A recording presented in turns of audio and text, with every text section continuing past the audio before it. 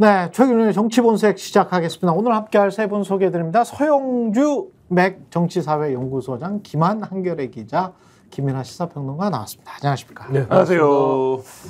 KBS는 나비 부인을 그러니까 8월 15일 0시에 이게 방송을 했다는 거잖아요. 네, 광복절이 시작하자마자. 진짜 미친 거 아니야? KBS에 계셨던 입장에서 이런 편성은 듣도 보도 못했고요. 어디까지 결제를 맡아야 됩니까? 아니 그러니까 이게 편성이라고 하는 게 가령 방송사가 24시간 살아 숨쉬고 있잖아요. 그래서 어디에서 물폭탄처럼 물난리가 나잖아요. 그러면 그 다음 날에 가령 토요일이라고 칩시다.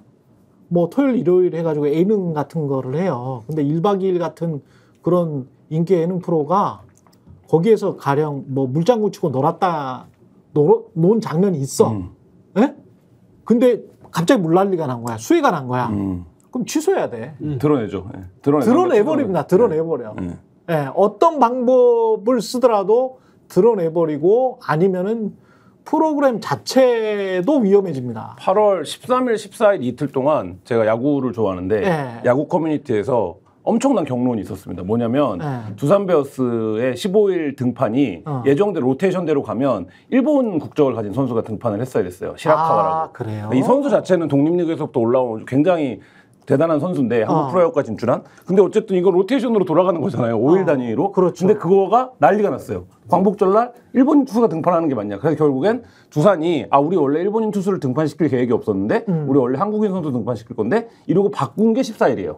근데 두산의 프론트보다 못한다는 거 아니야. 그렇죠. 제가 그 말씀을 두산의 프론트보다 못하다는 거야. 네.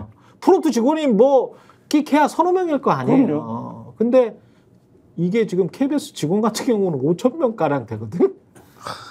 이 편성 책임자가 누굴까요? 편성 본부장이죠. 편성 본부장 KBS 이 박민 사장 이 사람은 문화일보에서 와가지고 무식한 사람이니까 이게 문화일보가 학고방이잖아요. 문화일보도 학고방을 뭐 이런 거 떠나서 KBS에 대한 애정이 없잖아요.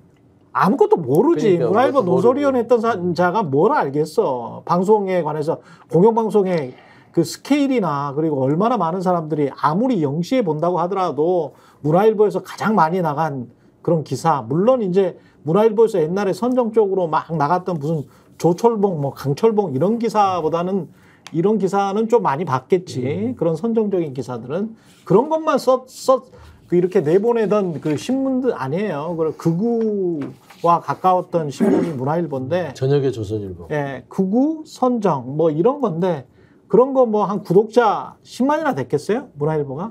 몇 만이나 됐는지는 모르겠습니다만은 KBS에서 10만 시청자 이러면은 그 프로그램 폐지되는 건데. 예. 그러니까 의지가 좀 보여. 어떤 의지가 보인다. 지난번에도 그 올림픽을 이제 유튜브에서 이 중계한 거를 갖고 이제 영상을 만들 때도 배구입니까? 일본 팀에 마치 이제 이입을 해서 일본 배구팀이 잘한다. 그리고 역전했다. 이걸 살렸다. 그때도 그랬지. 네, 이걸 어떻게 해내느냐. 이런 거를 이제 그 썸네일을 달아서 그때도 이제 그 올림픽 시청하던 시청자들이 막 화를 냈잖아요. 이게 KBS냐, NHKBS냐, 뭐 이러면서 그런 걸 보면은 어떤 종류의 의지가 작용을 하고 있는데 특히 광복절 같은 경우에는 제가 볼 땐 나비 부인을 튼 것도 문제지만 나비 부인을 틀었기 때문에 뭘 안 튼 거냐에 대한 생각을 좀 해봐야 된다. 그러니까 그렇지. 광복절이면 사실은 뭘 틀어야 됩니까? 광복절인데 광복절이기 때문에 뭔가를 해야 된다라고 봤을 때 KBS 같은 데는 공영방송이지 않습니까? 그렇죠. 독립운동이 뭔가 주제고 3.1 운동이 막 나오고 민족대표 33인이 뭔가를 하는 내용에 뭐 그러한 뭐 어떤 그 뭐 공연이든지 똑같은 공연이라고 한다면 공연이든지 아니면 뭐 다큐멘터리든지 이런 게 나가야 되는 거잖아요. 그 시간에. 근데 그게 안 나가고 나비 부인이 나간 거지 않습니까? 그럼 저 같은 사람들은 무슨 생각을 하게 되냐면 이게 어떤 사람이 나는 나비 부인이 좋으니까 나비 부인을 꼭 틀어야 되겠어. 이 판단이 아니라 뭐를 틀지 말아야 되기 때문에 그것 말고 이런 건 빼고 여기다가 다른 걸 집어넣어야 돼서 나비 부인이 틀어진 거다. 이런 생각을 좀 하게 돼요. 왜냐하면 최근에 KBS에서 불거진 또 하나의 논란이 잘 생각해 보면은 세월호 참사 다큐 이런 거 못 틀게 하지 않습니까? 그랬죠. 그리고 기자가 총선 이후인데. 그렇죠. 기자가 보도를 하는데 노트북에 세월호 그 노란 리본이 붙여져 있었어요, 스티커가. 앞에. 그렇죠. 모자이크 처리해버리잖아요. 그렇죠. 그 나가면 안 됩니까?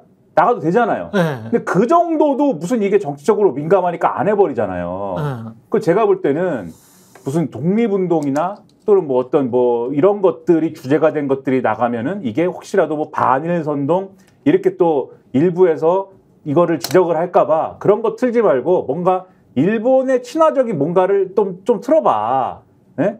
그러지 않아도 내년이 뭐냐? 일본하고 수교한 지 60주년 되는 해 아니야. 뭔가 위에서 지침이 있다. 그래서 뭔가 반일 컨텐츠가 될 만한 거, 반일 컨텐츠도 아니죠. 독립운동이 뭐 반일 컨텐츠입니까? 근데 아무튼 그런 거 다 하지 말고 세월호 참사에 관한 거 틀지 못하게 하듯이 그런 거 다 빼고 대신에 일본의 친화적인 걸로 가자. 이런 것들이 기계적으로 현장에 적용이 되면서 나비부인 같은 게 지금 나온 게 아니냐는 의심이 혼자 집에서 생각하면서 이제 들었다 그럴 이거죠. 수 있네. 그러니까 이거가 얼마나 정치적인 큰 정치적 메시지를 가지고 있는지를 이자들은 모르는 거네. 어제 그래서? KBS 1에서 이제 쭉 광복절 특집으로 편성이 이어지잖아요. 네. 밤 이제 0시부터 밤 끝날 때까지 보시면 흐름이 느껴집니다. 그러니까 예를 들면 뭐 여러 가지가 들어가 있어요. 그러니까 지금 말씀하신 맥락, 얘기한 맥락인데 다큐 인사이트도 있고 뭐 광복절 특집 한국인의 밥상도 있고 여러 가지가 있는데 이 내용들의 흐름이 작년 편성과 작년의 콘텐츠들과 비교해 보면 재작년의 콘텐츠들과 비교해 보면 확실히 그리고 어제 이제 고아 송진우 특집 다큐가 KBS가 그러니까 말하자면 준비한 프로그램이거든요. 12시인가 편성이 됐는데 낮에. 근데 이제 그것도 보면 사실 좀 저는 보면서 좀 뜬금없다는 생각을 했거든요. 송진우가 갑자기 나왔어요? 네. 그러니까 여러 말하자면 독립유공자들이라 등등등. 그러니까 물론 그동안 여러 명의 인물 다큐를 했으니 새로운 인물을 발굴한 것일 수도 있지만 사실 이제 그게 최근에 독립기념관에 사람들한테는 잘 안 알려져. 이렇게 물려서 생각을 해보면 이게 이제 그 해방공간 전후에 어떤 우익의 입장 그리고 이제 미국과의 어떤 그 신탁이냐 반탁이냐 뭐 이런 거에서 한쪽에 편향된 입장 이런 것들로 쫙 이제 편성이 맥을 같이 하고 있다. 그러니까 큰 줄기를 내려준 것 같아요. 내려줬네. 그러니까, 예, 저는 이제 편성의 큰 줄기 내에서 벗어나지 마라라고 하니까 나비부인이라는 어처구니 없는 이런 좀 미친 결정을 한 거 아니겠어요? 따져보면 최근에 저기 세종문화회관에서 안중근이라는 그 뮤지컬도 하고 있죠. 예, 했어요. 하고 있고. 이게 지금 나비분이 6월 말인가 예술의 전당에서 한 거대. 원래 그렇죠. 그러기도 했고 뭐 7월에 하기로 했는데 뭐 여러 가지 뭐 고려에서 올림픽 때문에 못했다고 하나. 아니 그걸 꼭 굳이 아니 그러니까 8월 15일을 맞춰서 한 달 후에 문을 열면서 그거를 개문 발차한다는 자체는 큰 줄기에서 가는 거고 그 다음 이승만 다큐잖아요. 그러니까 이 제가 생각해서는 기본적인 큰 맥락이 나비부인, 이승만, 뭐 새로운 뭐 이 송진아 이 부분에 대해서 하는 것들은 이 대한민국의 역사에 대한 것들을 새롭게 세팅하려는 그런 지침들이 아마 은연중에 내려간 게 아닌가 그런 추측들이 돼요. 송진우 같은 경우에 동아일보 주필하고 동아일보 사장했었죠. 동아일보. 네, 동아일보죠.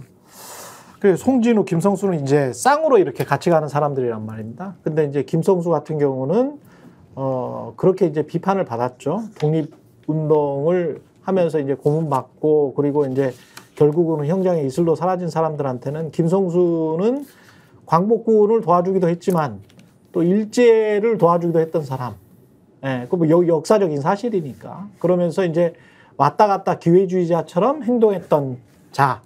그래서 이제 굉장히 역사적으로는 문제가 되는데 같은 구다리로 보이는 분들이거든요. 이게 뭐 시청률이 높지는 않았겠지만 밤 12시 한 프로그램이니까. 그러니까 이제 다음 날 오전에 내내 이제 인터넷 공간에서 화제가 되지 않았습니까? 그러면 우리가 지금 가뜩이나 이제 윤석열 정부가 독립유공자 이제 후손들과 갈등을 빚고 있는데 이 독립유공자 후손들이 공영방송에서 광복절 시작하자마자 김혜가요 나온 뮤지컬을 틀었다를 어떻게 받아들이겠냐는 거죠. 그러면 사실 말씀하신 대로 생각이 있어. 뭐 이렇게 오더를 내렸어. 이 범위를 벗어나지 말라고 했어도 왜 이렇게 하냐는 거죠. 그러니까 이렇게 하면 이게 조롱의 의미로밖에 안 받아들여지지 않습니까? 그 독립유공자들 입장에서는 후손들 입장에서는 야, 이 공영방송에서 왜 12시에 밤 광복절 시작하자마자 이런 걸 풀지? 이렇게밖에 생각이 안 되잖아요. 그러니까 저는 왜 이렇게 하냐? 왜 이렇게까지 하냐? 이거를 잘 모를 정도로 지금 굉장히 국민들한테는 치열하게 싸우다가 돌아가신 분들이 대부분 다 기억하잖아요. 도산 안창호 선생이든 김구 선생이든 그런 분들을 기억을 하는데 그 본인들이 이제 숭앙하고 싶거나 뭐 이런 분들은 약간 좀 행적이 모한 분들이 많아요. 그리고 이제 광복 이후에 이른바 이제 출세의 길로 접어드신 분들도 굉장히 많고 그렇거든요. 그러니까 그런 곳에 관한 알리바이를 지금 만드나? 그러니까 우리가 지금 뉴라이트 논란이 있잖아요. 네. 뉴라이트들의 전형적인 수법이 재평가예요. 아시잖아요. 뭐 친일 인명 사전에 이게 들어가서 이 부분도 조금 과한 게 있다. 재평가해야 된다. 이승만도 지금 재평가잖아요. 그렇죠. 그러니까 이런 식이에요. 박정희 재평가잖아요. 물론 이제 박정희까지야 뭐 이제 좀 논란의 이 가운데서 빠져나가지만 여러 가지 역사적으로 이미 이 평가가 된 사람들을 재평가하겠다고 나서는 것들이 결국에는 이 윤석열 정부가 은연중에 지금 본격적으로 발톱을 드러내면서 루라이트의 어떤 사관 자체를 대한민국의 역사에 덧칠을 내는 이런 시도가 KBS에 드러난 것이다. 저는 그렇게 볼 수밖에 없습니다. KBS는 윤석열 대통령의 마음을 읽은 건가? 지침을 받은 거죠. 지침을 받은 건가? 받은 거죠. 왜냐하면 박민수 사장이 됐을 때부터 이 사람이 적격한 사람인가 최소한 KBS 내에서 논바가 있다 하더라도 KBS 출신이 임명이 되는 게 맞잖아요. 그렇죠. 근데 갑자기 생뚱맞게 문화일보 석간의 조선일보라고 할 수 있는 문화일보의 그 논설위원 출신을 KBS 사장으로 앉혀놓고 KBS가 어떻게 됐습니까? 망가졌어요. 속된 말로. 그렇죠. 그러니까 뭐냐면 최소한 KBS 안에서의 서로 다른 의견 있는 사람이 사장이 되고 정권마다 부침이 있어도 그래도 KBS의 조직원으로서 KBS를 아는 사람 생리를 그런 데서 망가뜨리진 않거든. 근데 이 박민 이 사장은 해봐서는요. KBS 잠깐 왔다가 쓰고 버리는 그런 느낌. 그렇죠. 그러니까 이렇게 본인이 아무 상관없지. 이렇게 활용하는 거예요, 그냥. 본인이 그러니까 아무 상관없지. 뭐 그냥 법카 쓰고 월급 받고 의전 받고 자기는 그냥 좋죠 뭐. 그냥 놀다 가는 거예요. 윤석열 대통령 광복절 경축사도 좀 평가를 해주셔야 될 것 같은데, 제가 한마디로 말하자면 남북 통일은 말하는데, 남북 통일을 말하는데 남한 통합의 메시지는 없더만요. 이게 지금 한국 대통령인데, 남북 통일은 막 주장을 하는 것 같아. 근데 이제 한국 통합의 메시지는 하나도 없던데. 맞아요. 제가 아까 오전에도 잠깐 뭐 라디오 가서 얘기는 한 게 있는데 뭐 그 완전한 그 광복은 통일이 이루어져야 된다 얘기했잖아요. 저는 그 말 하기 전에 물론 이제 그 말도 신빙성도 없고 근거도 없고 뭐 논리도 안 맞는데 아무나 하는 말이에요. 저도 그냥 아무 데서나 저 같은 안보 정책을 삭삭까지는 했지만 저도 할 수 있는 얘기예요. 근거 없이. 뭐 7대 정책 뭐 근거에서 저 통일합니다. 우리의 대한민국을 위해서 북한 인권을 존중하면 이런 말이야 막 던지잖아요. 거기가 받아주나. 그러니까 중요한 거는 북한과의 관계 개선을 어떻게 해서 어떤 단계적인 접근을 통해서 이런 방향으로 가겠다 하면은 그마저도 가능하겠었는데 그 얘기 하면서 저도 생각든 게 아니 국내는 지금 광복절 이 경축식을 이 사단을 내놓고 나서 국론을 이렇게 본인들이 자기적으로 분열시켜 놓고 국론 통일도 못한 이 마당에 가화만사상 아니에요. 그렇죠. 근데 지금 무슨 완전한 통일을 운운할 때냐 보고는 저는 어처구니가 없었다. 그러니까 동해안에서 석유 뽑는 소리예요. 한 30년 후에 동해안에서 석유 나온다는 소리지. 대왕 헛소리. 그러니까 이게 저는 어쨌든 광복절인데 광복절 메시지인데 뜬금없었던 것부터 얘기하면은 뭐 말씀 주신 대로 가짜 뉴스, 사이비 지식인 이런 얘기를 왜 합니까? 거기서 벼랑간에 벼랑간에 그 얘기를 왜 무슨 목적으로 합니까? 그러니까 저는 20분 했어요 그 얘기만. 그러니까 왜 그러는 거야 도대체? 나는 고장난 줄 알았어. 그냥 그렇게 이야기하고 싶은 건가 봐. 김건희 씨가 디올백 수수한 거는 가짜 뉴스다라고 이렇게 몰아붙이고 싶은가 봐. 김건희가 디올백 수수한 거는 팩트 아니야. 그리고 김건희가 주가 세력 최소 전주였다는 거는 검찰도 이야기하는 거잖아. 제가 이 방송에서도 말씀드렸지만 대통령께서 이렇게 가짜뉴스에 관심이 많으시면 국무위원 후보자가 될 분들 유튜브 아이디 제출해야 됩니다. 평소에 뭐 보는지 따져봐야 돼요. 그리고 윤석열 통일부 장관도 윤석열 캠프나 윤석열 대통령 후보가 얼마나 가짜뉴스를 많이 퍼뜨렸어. 그렇죠. 그러니까는 광복절 날 더군다나 광복절 경축사에 그런 메시지가 들어가야 될 맥락도 아닌데 뭘 잘 얘기하다 갑자기 그러니까 너무 황당했고요. 오늘 조선일보 사설을 보면은 윤석열 대통령 한 말 다 옹호하는데 사설에서 너무 잘했다고 다 박수 치는데 이 부분과 관련돼서 상대방 비판보다는 통합의 메시지를 내는 것이 나았을 것이다. 이거는 조선일보도 실드가 안 되는 거예요. 왜 이런 얘기를 했지? 조선일보도 실드를 못 치는 얘기다. 이거는 이 점을 하나를 꼭 짚고 말씀드리고 그다음에 광복절 경축사인데 보통은 역대 대통령들이 광복절 날은 이거는 이제 조선일보를 제외한 다른 보수 언론도 다 지적하는 바인데 일본 얘기를 다 합니다. 그렇죠. 예? 일본이 과거사에 대해서 어떻게 했다든지 현재 일본과의 관계를 어떻게 풀어가야 한다든지 이런 얘기를 다 합니다. 한마디도 안 했잖아요. 일본과의 관계를. 대체적으로 일본 얘기를 한 반 하고 그다음에 이 광복절 날 이제 북한 얘기를 또 하긴 하는데 어떤 맥락이냐면 그 당시에 우리 민족이 힘이 모자라서 외세의 도움을 받아서 독립을 쟁취하는 바람에 분단된 상태로 어쨌든 간에 조국의 광복을 맞이한 이런 사정이 있는 거잖아요. 그런 것들이 있기 때문에 앞으로 그러면 어떻게 북한하고 잘 지내봐야 되겠다든지 이런 얘기를 보통은 합니다. 그래서 그런 얘기로 가는 게 일반적인데 일본 얘기는 하나도 없습니다. 그 왜 그런 거냐. 대통령실은 그게 일본과의 자신감이라고 뭐 얘기를 자꾸 하는데 일본 언론도 놀라요 지금. 일본 언론도 야 저 나라가 광복절이라고 하는데 우리 얘기를 한마디도 안 해서 마이니치 신문 이런 데서 아주 이례적이다라고 지금 보도를 하고 있습니다. 그 일본 얘기를 광복절날 하면은 일본이 잘못한 얘기를 굳이 해야 되니까 일본 잘못한 얘기는 하지 마. 이거 아니에요 지금. KBS가 나비 부인을 이 방송하는 거랑 똑같은 이유로 일본 얘기를 안 하는 거예요. 그러니까는 황당하다. 미친 것 같아. 그리고 미쳤어. 그렇죠. 오래됐어요. 네. 아주 미친지. 네.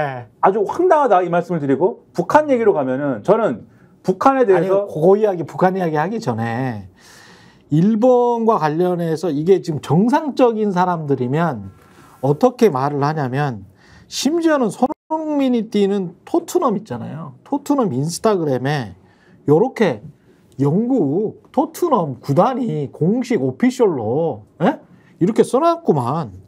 대한민국의 주권을 되찾은 광복 79주년을 진심으로 축하합니다.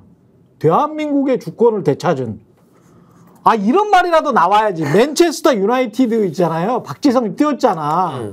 박지성 뛰었다고 맨체스터 유나이티드는 이렇게 했어. 빼앗겼던 주권, 잃었던 빚을 다시 찾은 광복.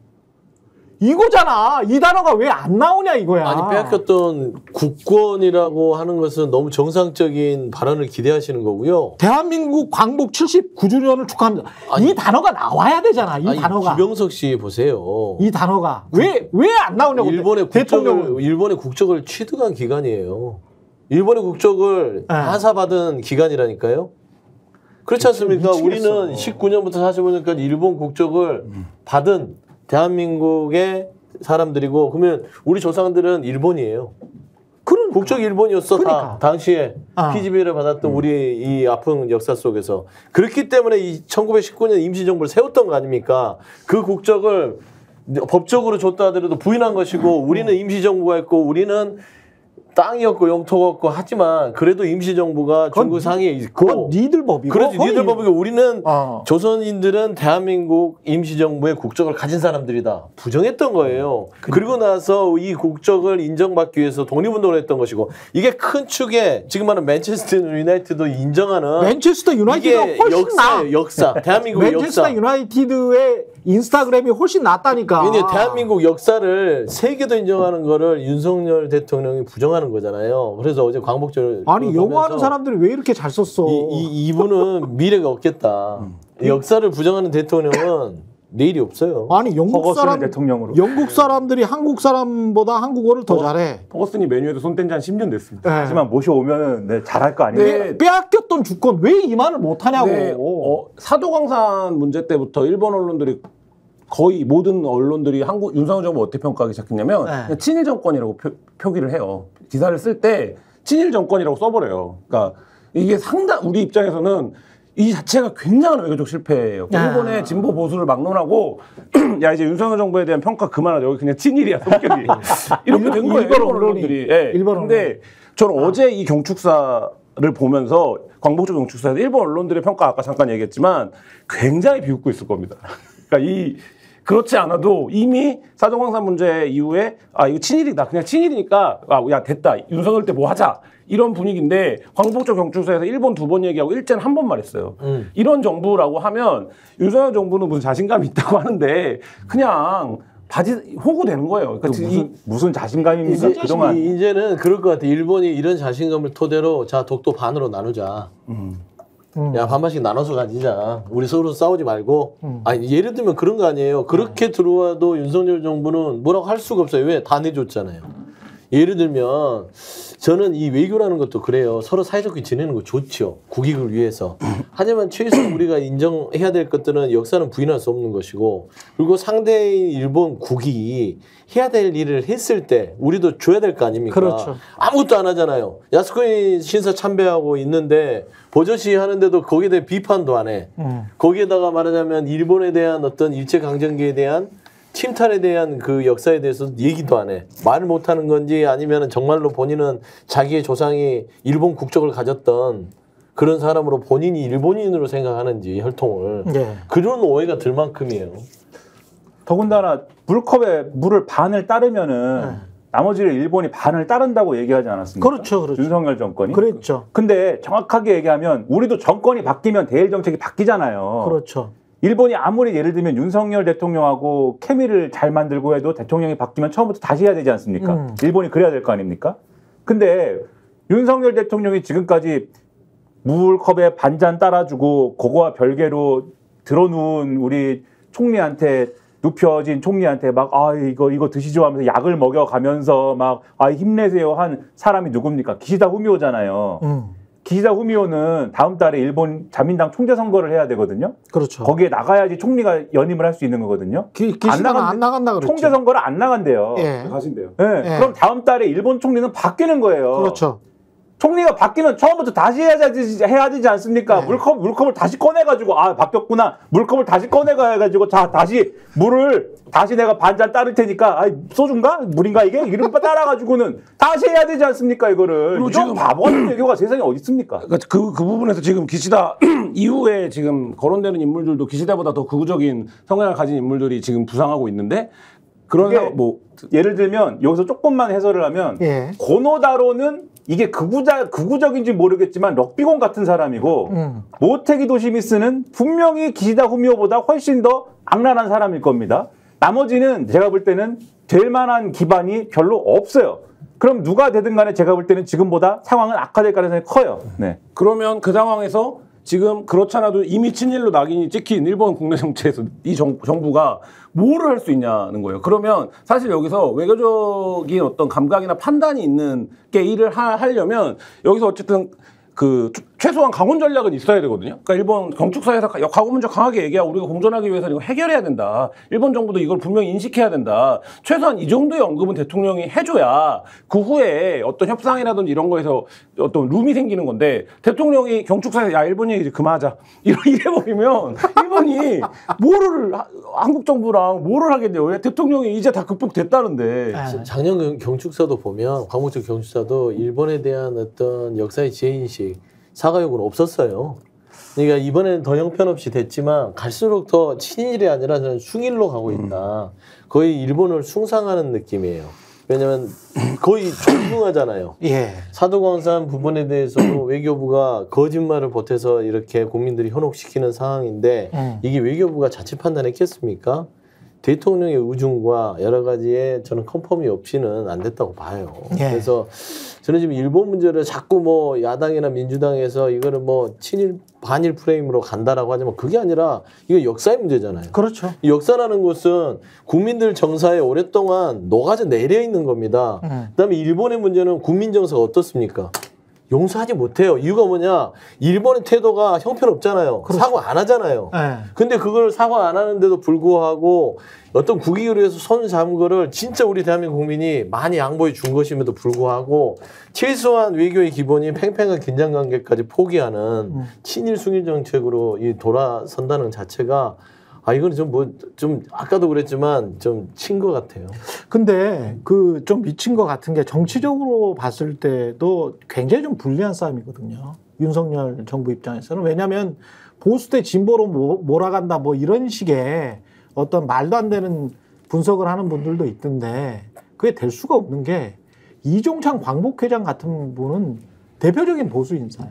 그리고 그 아들인 이철우 씨가 지금 아주 절친이잖아요. 그 조선일보 동아일보 얼마나 많이 나왔어. 이철우가 절친이고 이종찬이 멘토다. 이게 얼마나 많이 나왔냐고. 그러면서 얼마나 모으셨었어. 그 전에 대통령 되기 전에도 그렇고 대통령 된 직후에도 그렇고 그 광복회장 했잖아요. 87년 이후에 어느 정부도 광복회랑 싸우진 않아요. 광복회랑 싸우지는 않나. 광복회랑 왜 싸웁니까? 이런 광복절이 된 사례가 한 건이라도 있습니까? 광복절 기념식을, 광복절 경축식을 이런 난장판으로 치룬 그런 정부가 있냐고요? 없습니다. 한동훈 대표가 네. 나서야 돼요. 그러니까 여당이 야, 광복절 기념식 아니야. 근데 한동훈 대표는 전혀 안 같은 나서. 생각인데, 그러니까 만약 정상적인 관계라고 하면 네. 얼마나 정부가 청와대, 그러니까 용산이 무능하면 광복절 기념식을 이렇게 치르냐. 이거 그렇지. 다 교체해야 된다. 그리고 지난번에도 제가 어느 방송에서 이거 연설비서관 바꿔야 돼요. 예를 들면 대통령이 연간 단위로 내는 거에서 뭐 언론 보도량도 그렇고 의미도 그렇고 중요성도 그렇고 광복절 경축사가 아마 첫 번째 아니면 두 번째는 될 겁니다. 그렇죠. 예. 근데 광복절 경축사를 이렇게 써서 내고 이 광복절 경축사에 대해서 지금 뭐 특정 언론만 비판하는 게 아니라 조중동도 이렇게밖에 못하는 거야? 거든요, 스탠스가. 예. 그러면 사실 이것도 바꿔야 되는 거예요. 근데 조선일보 논설위원으로라도 사실은 바꿔야 된다. 코바나 콘텐츠 홍보팀에서 와서 그러는 거 아니냐? 뭐 이런 이제 의심이 있는 거죠. 농담처럼 그 얘기도 요새 그 얘기도 이제 잘 안 하지만 한 1년 전에 그런 얘기도 많이 한 거 아닙니까? 차라리 조선일보라도 보시라고. 그러니까 오늘 조선일보 논조도 그거예요. 그러니까 예를 들면 통일 독트린에 대한 문제도 그렇고 한일 관계에 대한 문제도 그렇고 어느 정도의 실드는 물론 기본적으로 있지만 그 행간을 따져보면 이렇게밖에 못하냐? 이게 깔려 있는 거거든요. 그러니까 아니 근데 이게 메시지에 대해서는 제가 늘 얘기해 왔는데 그 연설비서관을 바꿔서의 문제가 아니라 윤석열 대통령은 이 단어에 이게 한계가 있는 것 같아요. 쓰는 단어가. 아 맞아요. 그러잖아요. 자유, 가짜 뉴스, 그다음에 사이비 가끔 영어 선동. 써요. 그럼 뭐 영어는 본인이 독트린. 이런 거. 그다음에 좀 보면은 뭐 컨틴전시 플랜 이런 것도 가끔 그런 써. 것도 하고. 그다음에 있어 보이는 거 제일 씁니다. 좋아하는 거 헌법. 그다음 반국가 세력. 이런 거. 가치수. 가치수. 이런 거 좋아하거든요. 가짜뉴스. 근데 거의 이걸 이제 우리가 보통 기자들 중에 실력 없는 형편없는 기자를 우라카이 하는 기자들을 하잖아요. 그렇죠. 남들이 써놓은 거 복부단다고 그러는데 지금 윤석열 정부 3년차 들어섰는데 각 기념사와 경축사를 보면 유엔까지도 마찬가지고 거의 비슷해요. 본인 철학이 없죠. 왜냐하면 자유민주주의, 헌법 수호, 그다음에 뭐 통일, 뭐 국가 세력에 대한 어떤 이런 강력한 대응. 진짜 쫙 펼쳐놓고 봤거든요. 제가 한번 지난 1년간 똑같습니다. 거의 그 앞뒤만 바꿔놓고요. 그 단어 선택이 똑같아요. 그러니까 철학이라는 거는 구체적인 현실에 든든하게 발을 붙이고 있는 선에서 머리 위로 올라와서 그게 정제된 단어로 발현되는 추상화돼야 그게 진짜 추상 단어가 되는 건데 여기에서 공중에서 붕붕 뜨는 마치 그 기름 있잖아요. 기름. 물 위에 있는 기름처럼 전혀 밑에는 한 번도 내려가 보지 못한 부유물처럼 이렇게 말이 이렇게 겉도는 거야. 그러니까 이 사람은 보통 이제 제가 이제 KBS도 그렇고 뉴스타파도 그렇고 우리나라에서 언론인 된다고 하는 친구들의 수백 명의 이렇게 면접과 이런 거를 봐봤거든요. 써온 것들을. 그러면 써온 것들을 보면 대충 그 사람의 생각이 바로 드러나요. 이 사람의 내공도 바로 드러나는데 대통령실의 수준이 이 정도라는 거는 이거는 KBS나 MBC 있잖아요. 거기 입사시험 통과도 못할 정도 수준이에요. 근데 이 참모도 물론 바꿔야 되는데 대통령의 정신 개조가 필요합니다. 왜냐하면 정신을 어떻게 개조해? 이미 뭐 해병대 캠프를 보내든지 해병대 캠프를 정신 개조가 필요합니다. 왜냐하면 참모가 아무리 말씀을 드려도 제가 볼 때는 안 들으신다. 제가 500원을 걸겠습니다. 연설문의 이 가짜뉴스 뭐 사이비 지식인 이 대목 5년 동안 계속 될라나? 아니 이 대목 원본 참모가 써준 연설문에 없다에 500원 걸겠습니다. 윤석열 대통령이 직접 가필했다에 500원 걸고 그 다음에 표현이 굉장히 제한적이다 이렇게 말씀하셨잖아요. 왜겠습니까? 연설문 써와도 본인이 다 수정하니까 그렇게 되는 거죠. 그리고 요거는 조금 여담이지만 검사 출신들이 좀 표현을 그렇게 정해진 표현만 돌려서 쓰나 봐요.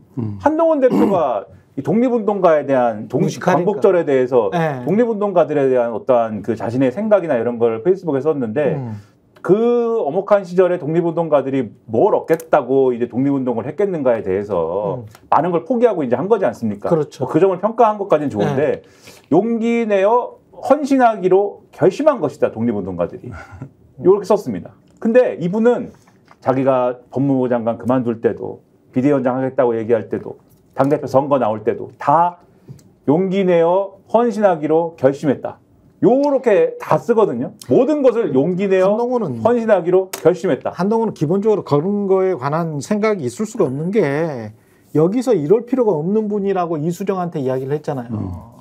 국민한테 입 후보에서 국민들을 위해서 자기가 가지고 있는 거를 봉사하고 헌신하겠다라고 나온 정치인에게 여기서 이 사람은 이럴 필요가 없는 분인데 이 사람이 나와서 당신들한테 표 하나라도 주라고 하니까 이렇게 귀한 분이 나왔으니까 표를 줘야지.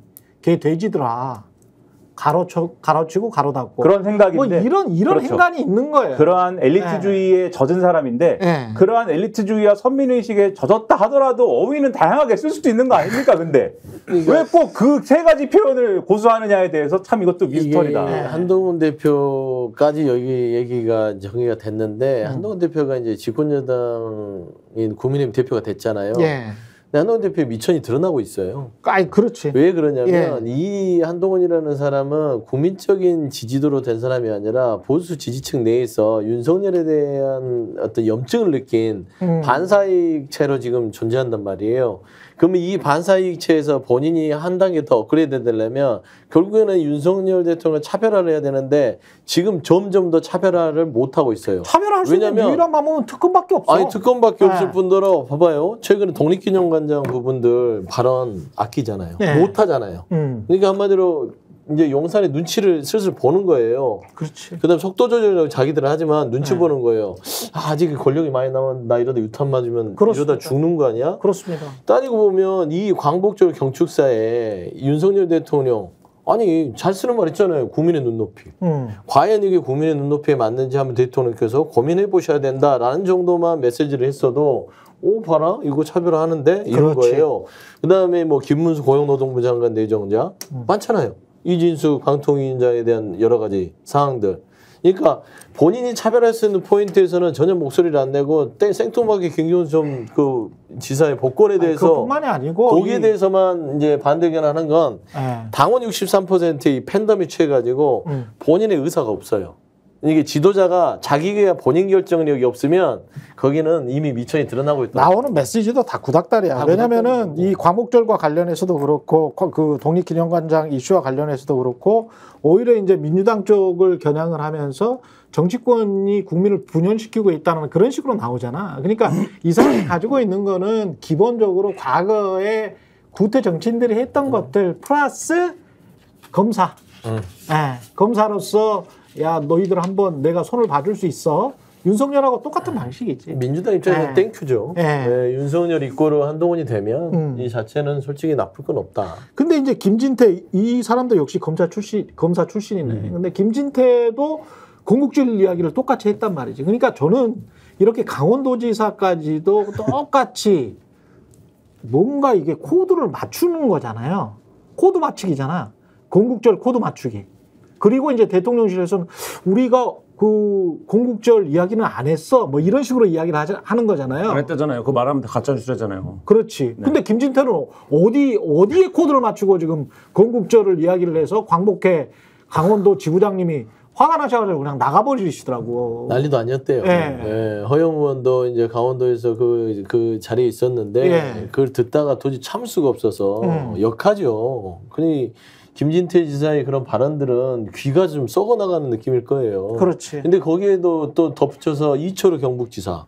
최근에 이 광복 이 이념 논쟁과 관련해서 이철우도 마찬가지고. 그렇죠. 북한을 갖다가 끄집어냈어요. 북한에서 주장하는 바들을 지금 민주당에서 얘기하고 있는 것이다. 라고 하면서 전형적인 누라이트들의 전법이란 말입니다. 아니 이승만이 말했던 거라니까. 아니 그러니까 이승만이 얘기했던 건데 이런 식이야. 그러니까 이런 억지도 억지가 없고 근본 근본도 없는 이런 주장들을 통해서 나라를 혼란시키는데 이 교통정리를 대통령이라는 지위 있는 사람이 해야 되는데 이걸 즐기고 있잖아요. 그렇지. 이게 가장 큰 문제라는 겁니다. 그다음에 지금 보면은 신지호 전 의원 있잖아요. 전략 부총장인가 한동훈 대표 옆에 있는 분. 그 사람은 뉴라이트예요. 시작이 뉴라이트 본인이. 신지호가? 신지호 전 의원 뉴라이트. 거긴 정말 부정할 수 없는 뉴라이트였다. 원래 뉴라이트. 네. 뉴라이트의 본체입니다. 그래서 본체. 이 뉴라이트가 지금 현재 윤석열 정부가 임명한 이종철 강보계장을 극우 이 친일 일본의 극우의 기쁨조다 지금 이렇게 하는 일은 이런 식으로 비판하고 사과를 하는 것들을 보면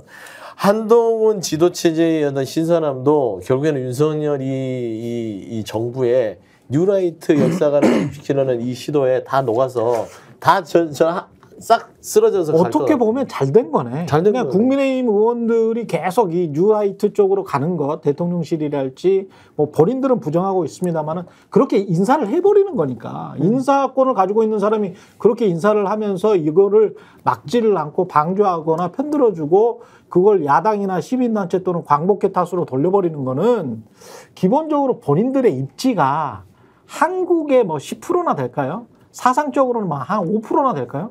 그쪽으로 그냥 본인들이 스스로 들어가겠다는 거잖아.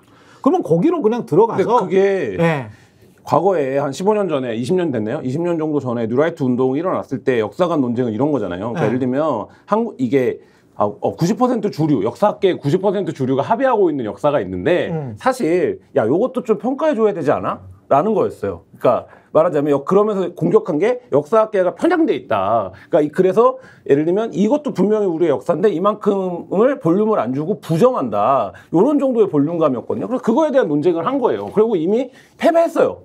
그거 아니거든? 이렇게 된 거예요. 그러고 나서 정권이 몇 번 바뀌었습니까? 한 3번 바뀌었어요. 그러고 나서 지금 다시 이분들이 왔는데 이분들이 이번에는 어디로 오냐면 기관장으로 막 와요. 그때 논쟁을 했던 분들이. 학술 분야에서 기관장으로 하고. 네, 기관장으로 와요. 기관장으로 오고 나서 이게 마치 어떤 대당적 관계가 있는 것처럼, 그러니까 예를 들면 민주당을 지지하는 사람들이 생각하는 역사가 있고 그 역사에 의해서 우리의 역사가 부정당해왔다. 지금 이런 프레임으로 가고 있거든요. 이게 보수 역사가 부정당한다는 이념 전쟁이 시작된 거라고 생각해요. 근데 이 뉴라이트 부분들은 돌이켜 봐야 돼요. 보수들이. 이게 망해가는 거거든요.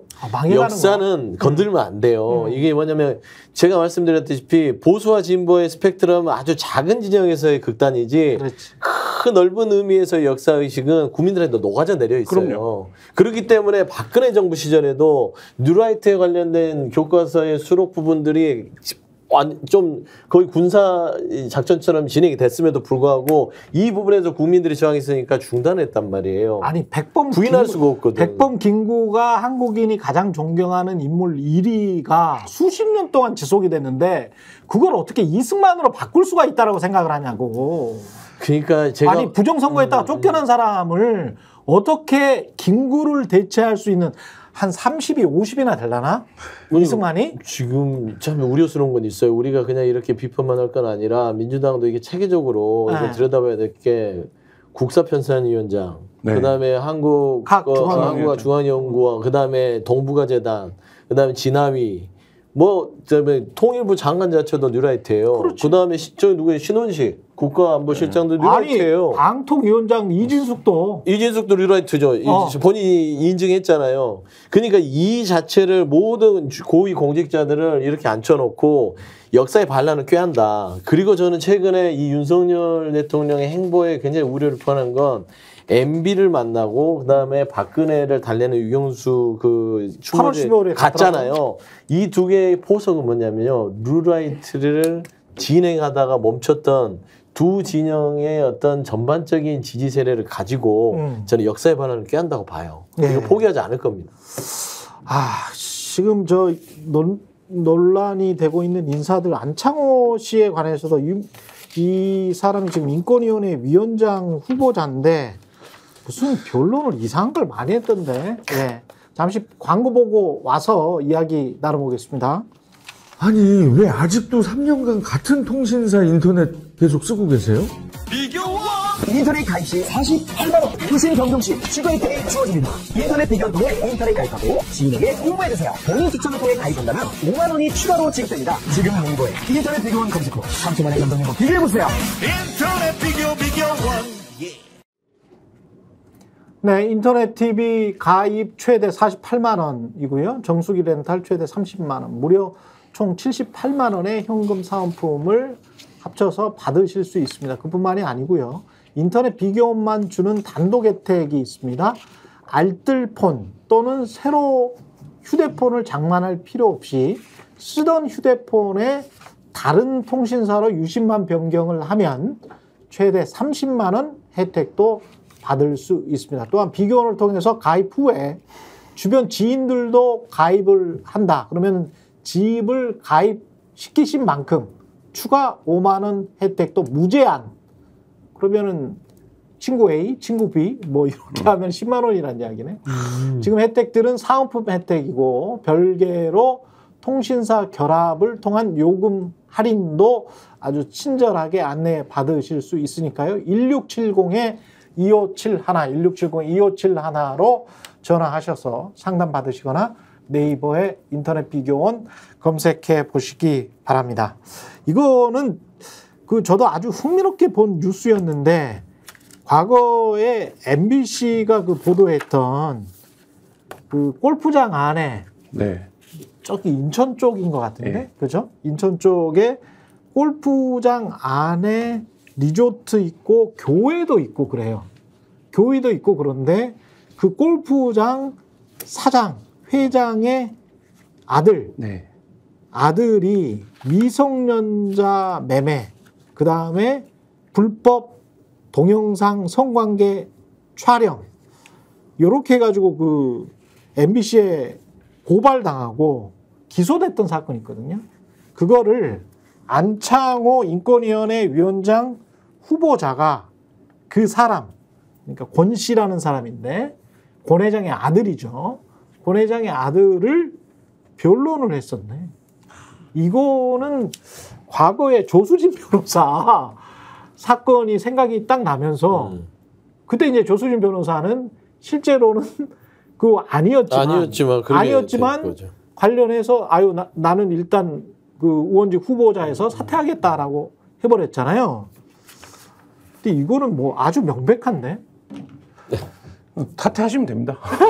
근데 이 인사를 보면 안창호 씨 인사를 무슨 좀 실험적으로 하는 것 같아요. 실험적. 그러니까 한번 안 될 사람들 누가 보더라도 안 될 사람도 극한까지 한번 극한으로 한번 툭 던져서 아방가르드 인사의 관행을 좀 깨보고 무슨 인사를 장난치나? 그러니까 한번 재미 삼아서 한번 툭 던져놓고 자 한번 싸워봐. 인권위원장으로 이 정도 수준인데 한번 다퉈봐. 그러니까 자꾸 정치권에서 다툴 쟁점을 던져주는 것 같아요. 맞아요. 그래서 정치권이 이 논장을 갖고 싸우고 다퉈서 정치 혐오를 부추기고 그런 의도가 있지 않고서는 정상적인 국정 운영을 하는 사람들이라면 국가인권위원회 후보자의 인권이잖아요. 이런 유명 골프장의 아들, 돈 많은 사람의 불법 촬영과 미성년 성매매를 했던 명백한 사실을 변호했던 사람을 굳이 임명한 게 맞나요? 저는 그 의도 말고는 이게 설명이 안 되더라고요. 저희 회사 이봉현 선배가 오늘 쓴 칼럼에서 1984 얘기를 했던데 한겨레? 1984 보면 진리부가 부서 이름이 진리부인데 뉴스와 역사를 조작하는 부서잖아요, 사실은.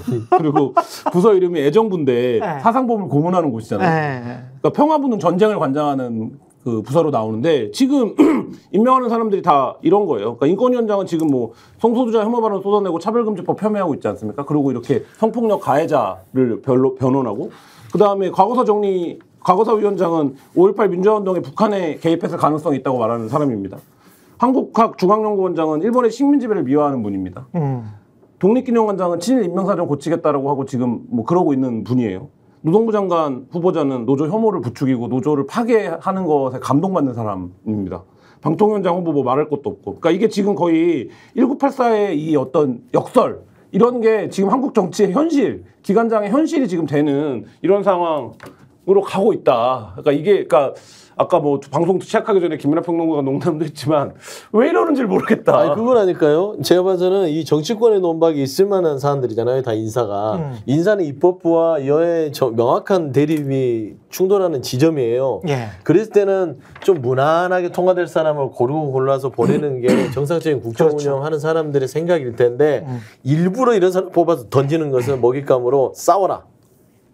싸울 수밖에 없어요, 이거는. 그렇죠. 양보 여지가 없어요. 너무 명백하기 때문에. 그래서 정치 혐오를 부추기고 본인들의 잘못을 말하자면 시각을 분산시키는 여러 가지의 아주 못된 국정 운영의 이 단초다. 좀 더 구체적으로는 이렇게 막 싸우다 보니까 어떤 쟁점이 너무 많아지잖아요. 그러니까 이제 이런 생각은 들게 돼요. 아, 김건희 씨의 의혹보다 더 많은 의혹을 생산을 계속 하려고 그럼 김건희 씨는 보호되잖아. 김건희 씨 의혹을 계속 이야기할 수밖에 없거든. 다른 의혹이 없으면. 집중도를 틀어뜨려. 네. 근데 이게 계속 그 김건희 씨는 이제 들어갈 짬이 없어. 계속 김건희 씨 이상된, 야, 이상인가? 이하인가? 뭐 이렇게 하면서 계속 그 의혹에 관해서 안창호 이건 뭐야? 뭐 박이태라고 독립기능관 이사, 이 사람은 이게 수탈이 아니고 쌀 수탈을 한 게 아니고 수출이다. 이렇게 주장을 했더만요. 그게 국적이 일본이기 때문이라는 거랑 똑같잖아요. 아, 이거 뭐야 이게 지금. 아니 윤석열 대통령이 여기까지 온 이유 중에 하나가 결정적으로 조국 전 법무부 장관이랑 싸울 때 그 공직자가 사모펀드 하면 안 된다. 그거 내가 딱 보면 안다. 그렇지. 그다음에 아들 뭐 딸 표창장이라든지 인턴 시간이라든지 이런 거를 그렇게 부조리하고 부도덕하고 고위공직자가 이건 도저히 하면 안 되고 하는 거를 통해서 그래 뭐 다 뭐 동의하든 동의하지 않던 저런 검사도 하나는 있어야지.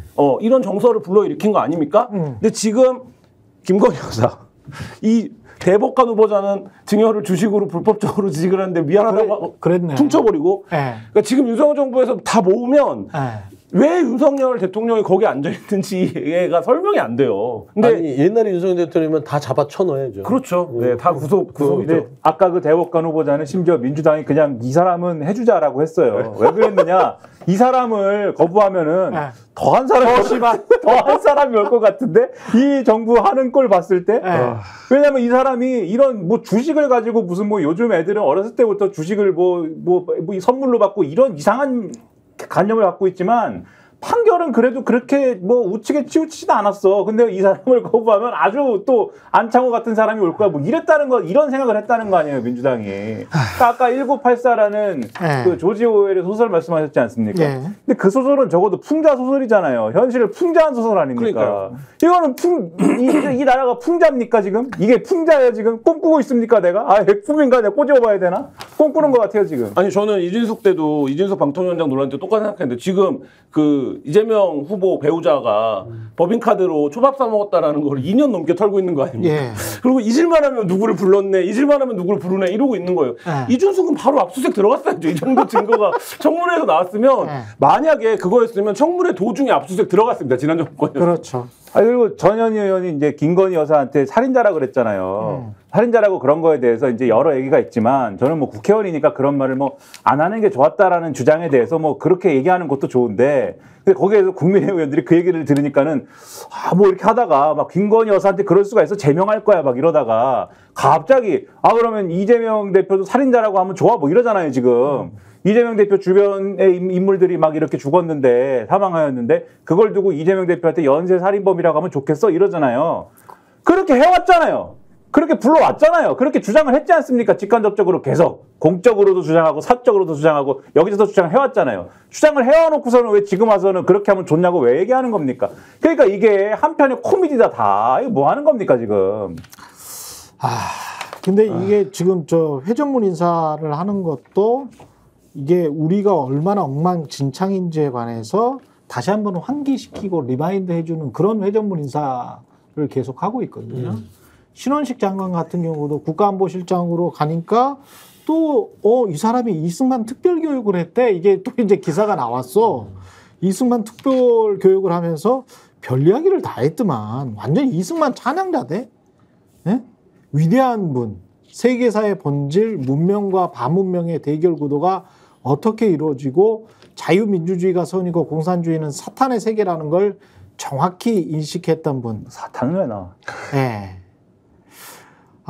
오늘날 모두 밑바탕을 깐 것은 이승만 대통령. 말년에 조금 실수한 것은 그 공에 비하면 6.25에 대한민국을 지켰고 이승만이 6.25에 대한민국을 한강 다리는 그럼 왜 폭파한 거야? 이게 자기 살라고 폭파. 김진태 네. 지사도 그렇고 이분도 네. 그렇고 사실은 이런 류의 주장을 하는 거에 대단히 익숙한 분들인 게 네. 왜냐하면은 태극기 집회에서 다 하던 얘기입니다 이게. 태극기 집회나 이런 보수 집회 연단에서 이게 참가자들이지 태극기 집회. 네, 맨날 하던 주장이에요. 김진태도 그렇고 그렇지. 그러니까 그냥 익숙한 얘기니까 그냥 막 하는 겁니다 이게. 그냥 어디 공직에 가서도 똑같이 하는 거예요 지금. 저는 저 최경영 TV에 사실은 그 조그마한 태극기를 사서 이렇게 꽂아놓고 싶거든. 저는 보수 애국으로서 꽂아놓고 싶어. 그런데 태극기가 이 사람들 때문에 자꾸 이렇게 좀 질이 저하되는 것 같은 거야. 이 사람들 때문에. 김진태나 신원식 같은 이런 자들 때문에. 지난번에도 말씀드렸지만 이분들이 태극기 집회 연단에 서시거나 네. 아니면 본인 유튜버를 하고 자기들끼리 보면서 그래 역시 신원식이 참군인이지 이러고 말면 되는 사람들이에요. 근데 그렇지. 이 사람들이 지금 다 국방부 장관, 노동부 장관, 방통위원장 이렇게 와 있으니까. 그러니까 이진숙 말도 맞아. 내가 뉴라이트라고 해서 본인 뉴라이트라고 뭐 이렇게 완전히 긍정한 건 아니지만 뭐 사상의 자유는 그렇죠. 있다고 그러잖아요. 죄여가지고 압수수색하고 뭐 잡아갈 문제는 아닌 거죠. 그건 맞아. 네. 그건 맞기 때문에 이진숙이 그러면 방통위원장을 할 필요도 없는 거잖아. 그렇죠. 그런 뉴라이트 비슷한 생각을 가진 사람이 방통위원장 하면 그게 문제가 있는 거지. 그런 사람은 그냥 평범한 소시민으로 살면 되잖아. 뉴라이트라는 생각을 가지고. 근데 이게 여야의 구도를 떠나서 네. 우리가 이제 계속 인사검증에서 그러니까 민주당 정부든 아니면 뭐 국민의힘 정부든 실패하고 있는 게 최소한의 사회적 합의선은 있어야 돼요. 예를 들면 그렇죠. 이거를 반인권적인 사람의 그러니까 법률가 출신이면 반인권적인 사람 뭐 어떤 변론을 하면 그걸로 돈을 벌 수도 있죠. 누구나 변론을 받아야 되니까. 근데 그런 걸 하던 사람은 공직에는 오면 안 돼. 뭐 아니면 전관예우를 받아서 수억 원을 받았어. 그러면 그것도 뭐 사회 관행상 어쩔 수 없다고 하면 그런 사람이 다시 공직에 오면 안 돼. 지금 이것도 마찬가지로 그렇지. 한국에서 헌법적 가치에서 내려오는 부정할 수 없는 어떤 역사관이 있어. 최소한 공직에 복무하려면 이 역사관에서 벗어나선 안 돼. 최소한 이 정도의 합의는 있어야 진보냐 보수냐에 떠나서 있는데 지금 자꾸 이 정부가 하고 있는 건 뭐냐면 이거를 무슨 이렇게 진영 간의 싸움인 것처럼 만들어버리는데 지금 사실 이 인물들에 대해서 저희가 평하기가 굉장히 어려운 이유는 뭐냐면 이 인물들을 평할 사실 가치도 별로 없어요. 근데 이 인물들을 가져다 쓰고 이걸 안 해주는 게 야당이 발목 잡는다. 맞아요. 우리 정신 차려야 되는 게 이게 그냥 허투루 인사 하나하나를 평가하는 것들도 중요하지만 지금 거대한 역사에 말하자면 반란이 일어나고 있다. 그걸 꾀하고 있다고 봐야 돼요. 왜 그러냐면 이진수 방통위원장 자체도 MBC 방문 인사나 이사 선임도 있었지만 이 사람 뉴라이트잖아요. 그러니까 방송의 전체적인 방향을 설정할 수 있는 거예요. 뉴라이트이기 때문에. 그다음에 역사 관련돼서 아까도 설명드렸고 통일부 장관, 국가안보실장. 통일과 국가안보실장이 뭐냐면 북한과 대척점에 있으면서 전체적인 외교안보 부분에서 뉴라이트를 집행할 수 있는 힘 있는 사람들입니다. 거기에 다 뉴라이트를 포진시킨 이유가 뭘까요? 뉴라이트의 역사관에 대한 도발을 이제부터 가겠다. 민생 경제 안 돌보고 예전에 윤석열 대통령 뭐라는지 기억나시죠? 이념이 경제보다 중요하다. 그러니까. 기억나잖아요. 네. 저는 그때 그거를 허투루 들고 그 말을 주워 담았었던 걸로 기억이 나는데 그렇죠. 근데 저는 그 발언 이후에 지금 이루어지는 여러 가지 국정의 인사들을 보면 이 이념 전쟁을 하겠다는 생각을 그때부터 가졌던 것 같고요. 전 뉴라이트의 어떤 반란, 그 다음에 역사에 대한 어떤 여러 가지의 그 도발들이 곳곳에서 일어날 것이다. 이거를 진짜 진보 진영과 여러 우리 국민들이 잘 대응해야 되고요. 저는 지금 윤석열 대통령께서 경제는 포기한 것 같아요. 아예 민생 포기하고 보통 본인이 25% 30%만 잡고 대한민국의 절반만 갖고 가겠다. 두 다리로 걸을 생각 안 한 것 같아요. 지금 두 다리로 걸어야만 대통령이 직을 수행할 텐데 한 다리 잘라버린 것 같아요. 그냥 한 다리로만 그냥 마지막 임기 3년 버티겠다는 생각을 위험하게 하고 있지 않나. 성수진 님이 아무것도 하지 못하고 이렇게 이야기만 하는 게 개탄스럽다. 어떻게 해야 막을 수 있냐고요. 그걸 듣고 알고 싶어요. 이런 질문을 해주시는 분들 굉장히 많거든요. 저는 특검과 관련해서 개혁신당과 국민의힘, 뭐 민주당 100%라고 생각을 하니까, 그 다음에 조국혁신당 100%라고 생각을 하니까 그쪽에 국민들이 진짜 뜻이 있는 중도 보수라면, 그리고 진보라면, 또는 윤석열 대통령이 나가야 한다, 그래야 한국이 산다라고 정말 생각을 한다면 전화를 돌려야 된다고 생각합니다. 이제는 가만히 있으면 안 돼요. 이제는 국회의원들 압박해야 됩니다. 특검과 관련해서 최상병 순직 사건 특검이든 뭐든 간에 관련해서 나오잖아요. 그러면 특정 의원들한테 폭탄 던지듯이 전화를 해야 됩니다. 이제는